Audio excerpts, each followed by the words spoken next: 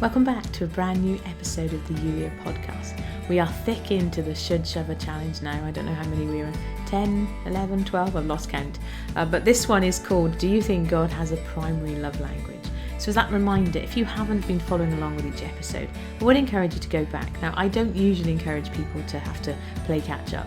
And you don't have to play catch up, you can go at your own pace. But I would encourage you to go back and enjoy those episodes, because otherwise you'll be like, love languages? What on earth is that? So each one does build on the next. With that reminder as well, if you know someone who would benefit from this, please do share it with them. The easiest way to do that is to share the party page, yulia.com/party time. With all of that said, let's get on with this episode, which, as I already said, is called, Do You Think God Has a Primary Love Language? I mean, it would stand to reason that he might, seeing as he created us in his image. And I couldn't help but wonder what it might be. And then I wondered if God, all-knowing, all-seeing, would need a primary love language. I mean, surely he would just know where we're at and understand our attempts, albeit clumsy, to reciprocate his love. We're not going to get a definitive answer to this one, but looking at a couple of things Jesus said might give us a clue.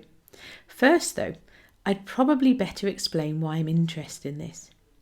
Have you ever sat in church or with some Christian friends and they seem to do God far better than you do? Maybe you're left feeling that you're not quite there, not holy enough, not Christian enough. And that's when the shoulds start to raise their unwieldy heads. I should read the Bible more. I should pray more. I should know all the words to this hymn. I should be more something. Should. Those shoulds should take a shove off. As an aside, they'll probably never say it, but those same Christians who leave you feeling like you're not enough might well feel the same about themselves. But that's a story for another time. You know you love God, and God knows you love him. So is there any way to stop this cycle of shoulds? Because sister of striving, should really isn't healthy or fun. If there's nothing you can do that will make God love you more, and nothing that you can do that will make God love you less, what does God want you to do?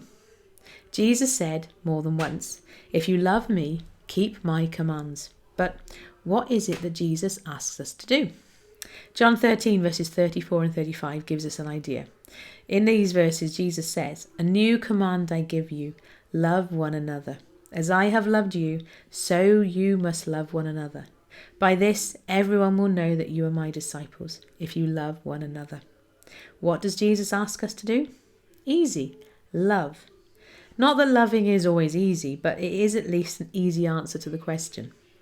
I still don't know if God has a primary love language, but the way Jesus said we can show him we love him is to love each other. Sure, reading the Bible and talking to God is great, but Jesus doesn't say that these are things that show God that we really love him. I don't know about you, but I find this massively encouraging. We show God we love him by loving other people. Let that sink in for a moment. The way God asks us to show him how much we love him is by loving other people. How cool is that?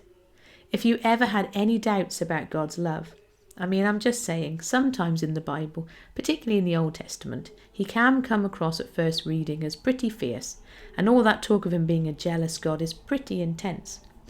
But this kicks all those doubts completely into touch. We love God by loving other people. Did you ever have an aha moment as you were listening to something? Yeah, that totally just happened to me, sitting here with my mind blown right now. We love God by loving other people. And so that's what you're going to do, God helping you. Show him how much you love him by loving the people who come into your day. Nice. And here's today's love note. I can redeem all things, even time. Time is not your enemy, and this day is a gift. Embrace the gift of today, and if that feels difficult right now, ask me to help you. I'm alongside you and in you at this very moment, showering your heart with my love. You don't need to struggle alone. Let me help you. It's what I delight in doing. Papa, Jesus, and Sam.